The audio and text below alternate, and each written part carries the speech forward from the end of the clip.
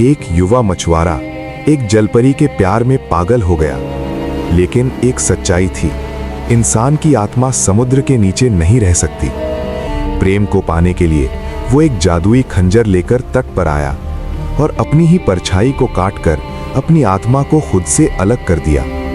आत्मा हर साल लौटने का वादा कर चली गई और मछुआरा बिना पीछे देखे समुद्र की गहराइयों में उतर गया। 1 साल बाद आत्मा फिर समुद्र तट पर लौटी। उसने दुनिया के किस्से सुनाए और कहा उसके पास एक जादुई अंगूठी है जिसे पहनते ही वो दुनिया का सबसे अमीर इंसान बन सकता है। हजारों जिन उसके आदेश मानेंगे। मछुआरा मुस्कुराया, मेरी जलपरी का प्यार ही मेरी दौलत है। और वो फिर समुद्र में लौट गया। लेकिन आत्मा हार मानने वाली नहीं थी। दूसरे साल आत्मा फिर आई। इस बार दौलत नहीं, ज्ञान का लालच था। उसने कहा एक ऐसा दर्पण है जिसमें दुनिया का हर रहस्य दिखता है, वो सबसे बुद्धिमान बन सकता है। मछुआरे ने जलपरी की आंखों में देखा। उसकी आंखों में मुझे पूरा संसार दिखता है। आत्मा की आंखों में इस बार कुछ बदल गया था। अब वो प्रेम को तोड़ने का नया रास्ता ढूंढेगी। तीसरे साल आत्मा बदली हुई लौटी। न दौलत न ज्ञान।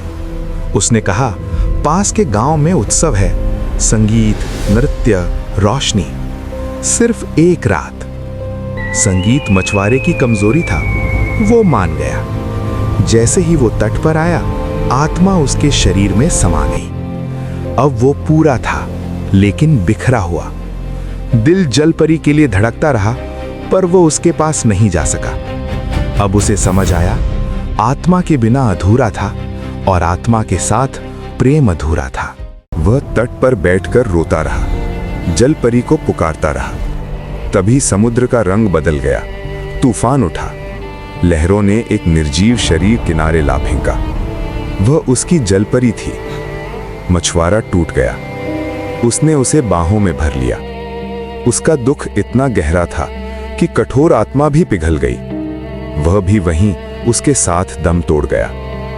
उस क्षण दोनों की आत्माएं एक हो गईं। कहते हैं पूर्णिमा की रात लहरों में 2 परछाइयां साथ दिखाई देती हैं। प्रेम मिटता नहीं, अमर हो जाता।